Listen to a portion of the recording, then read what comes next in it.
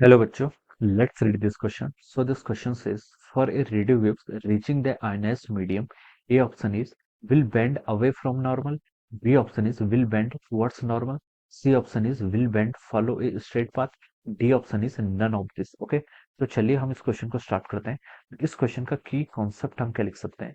The key concept of this question, इस question में हमें बताना है कि रेडियो वेव्स क्या कर रही है, आपकी आयनाइज्ड मीडियम की तरफ मूव कर रही है। तो हमें बताना है कि वो किस तरीके को क्या करेगी, उसकी जो रे ऑफ लाइट में जो सॉरी जो आपके रेडियो वेव्स की जो पाथ है उसमें जो आपका डेविएशन होगा वो हमें बताना है। ओके, तो इस क्वेश्चन का हम की कॉन्सेप्ट क्या लिख सकते हैं? इस क्वेश्चन का की कॉन्सेप्ट लिख सकते हैं आपका पाथ ऑफ रेडियो वेव्स। क्या लिख सकते हैं? आपका path of radio waves. Okay, अगर ये आपका आयनाइज्ड मीडियम पर क्या करेगी, एंटर करेगी, तो इसका जो पाथ होगा हमें वो बताना है किस टाइप का होगा। Okay, path of radio waves will be the key concept of this question. Okay, तो देखिए बच्चों, हमें पता है कि आपकी क्या रेडियो वेव्स है। ओके, रेडियो वेव्स में देखिए क्या होगा आपका, अगर कोई रे ऑफ लाइट अगर आपकी क्या करती है, लाइट आपकी क्या करती है, ट्रेवल करती है किसी डेंसर मीडियम से रेयरर मीडियम की तरफ। ओके, अगर हम लिख सकते हैं, देखिए, अगर आपकी रे ऑफ लाइट का ट्रेवल करती है denser to rarer medium, denser to rarer medium, then we know that it will move away from the normal. Denser to rarer medium में किस डायरेक्शन मूव करती है?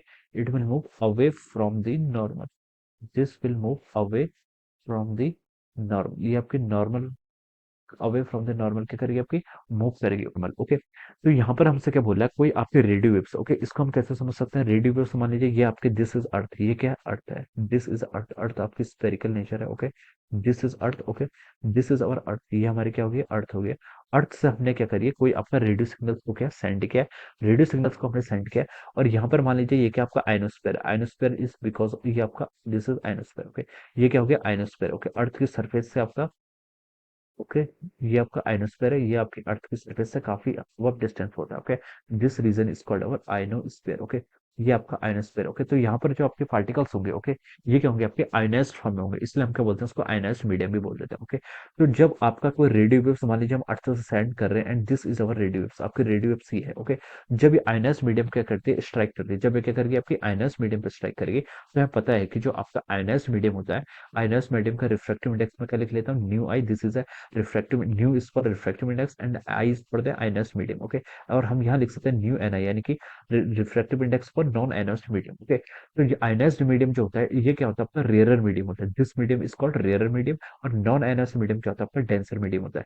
तो whenever a ray of light travels from the denser to rarer medium, denser से आपकी क्या करेगी, rarer medium की तरफ मूव करेगी, तो इसका एक्चुअल पाथ भी होना चाहिए था, but it will move away from this. Okay, तो जब आपकी ray of light, wave of light क्या होती है आपकी, denser to rarer medium move करती है, then it will move away from the normal. ये क्या करती है, आपकी नॉर्मल से अवे डायरेक्शन में क्या करती है, आपकी मूव करती है। ओके, तो this will be the path of our radio waves. ये क्या हो जाएगा, आपका पाथ ऑफ रेडियो वेव्स हो जाएगा when it enters a ionized medium from a non ionized medium. Okay, then it will move away from the normal. ये क्या करेगी, नॉर्मल से अवे डायरेक्शन में क्या करेगी, आपकी मूव करेगी। ओके, सो दिस, इसमें देखिए ऑप्शंस में मैच करें तो ए ऑप्शन में लिखा है कि it will bend away from the normal.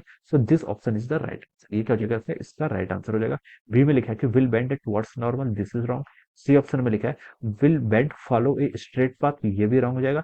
D option में लिखा है none of this, so this is also incorrect. Okay, so the correct answers of this question is, इस क्वेश्चन का करेक्ट आंसर क्या होगा, option A will be the right answer of this question. Okay, so I hope you all understood this concept. All the best and thank you so much.